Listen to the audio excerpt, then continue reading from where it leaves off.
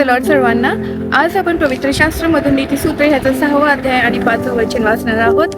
आणि त्याच्यामध्ये असं लिहिलं आहे, ज्याप्रमाणे पारध्याच्या हातून हरणीला, ज्याप्रमाणे फासे मारध्याच्या हातून पक्षाला, त्याप्रमाणे आपल्याला मुक्त करून घे. आमेन.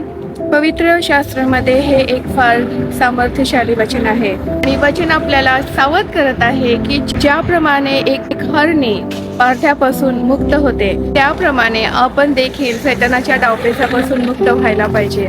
हरणीला पकडण्यासाठी हा पारधी जंगलामध्ये टपून बसलेला असतो. तिचा नाश करण्यासाठी, तिचा घात करण्यासाठी, तिला फसवण्यासाठी टपून बसलेला असतो. हा पारधी म्हणजे सैतान हा आहे.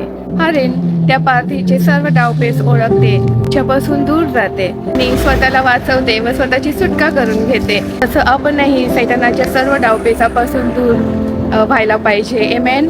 आणि फासे पारधी देखील एक सैतानच आहे. पक्ष्यांना पकडण्यासाठी, त्यांना जाळ्यात पाडण्यासाठी, त्यांना पकडून स्वतःचा उदरनिर्वाह करण्यासाठी तो जाळे पसरतो आणि त्याच्यावर तो दाणे देखील टाकतो. आणि पक्षी त्याच्यात अडकले की तो त्यांना पकडतो. पण काही पक्षी त्याच्यात अडकत नाही, ते दूर उडून जातात आणि त्या जाळ्यात फसत नाही. वचन आपल्याला बोध करत आहे की आपण देवाचे विश्वासू लेकरं आहोत. सैतान आपल्याला जाळ्यात पकडण्याचा प्रयत्न करतो, आपल्याला फसवण्याचा प्रयत्न करतो, आपल्या आशीर्वादांचा नाश करण्याचा प्रयत्न करतो. आणि म्हणून आपण देखील स्वतःला सावध ठेवलं पाहिजे, कारण सैतानाची कामे ही अशुद्ध आहेत. त्याच्या जाळ्यात फसल्यामुळे व्यभिचार, दारकर्म, व्यसन, लबाडी, चोरी, शिव्या, अनेक अशी अशुद्ध कर्मे होतात. आपली संगती परमेश्वराबरोबर आहे हे सैतानाला आवडत नाही आणि म्हणून तो आपल्याला परमेश्वरापासून दूर करण्याचा प्रयत्न करतो.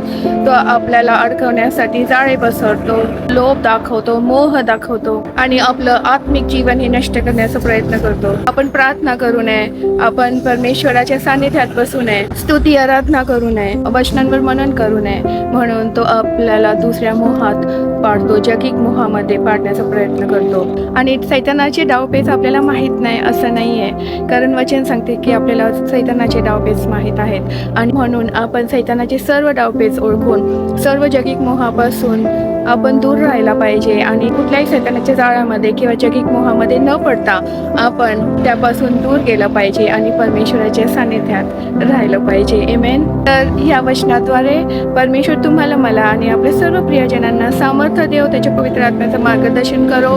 सैतानाचे सर्व डावपेच ओळखण्यासाठी बुद्धी देव आणि त्यापासून लांब राहण्यासाठी परमेश्वर आपल्याला इंद्रिय दमन देव. आमेन. आणि एक पवित्र जीवन जगण्यासाठी परमेश्वर आपल्याला सहाय्य करो. आमेन. Praise the Lord.